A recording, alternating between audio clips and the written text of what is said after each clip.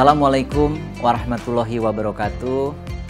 Alhamdulillah pada tahun ini kita kembali dipertemukan dengan bulan Ramadan. Tanpa terasa 1 tahun sudah berlalu, kita akan menjalankan ibadah Ramadan di tahun ini.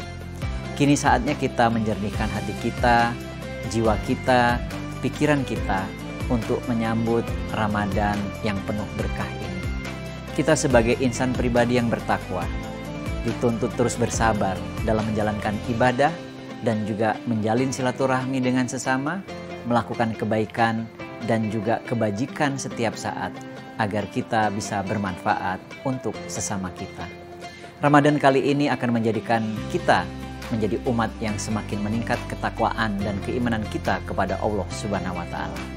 Saya Agus Fatoni, PJ Gubernur Sumatera Selatan, mengucapkan selamat menunaikan ibadah puasa dan ibadah Ramadan lainnya di bulan Ramadan 1445 Hijriah.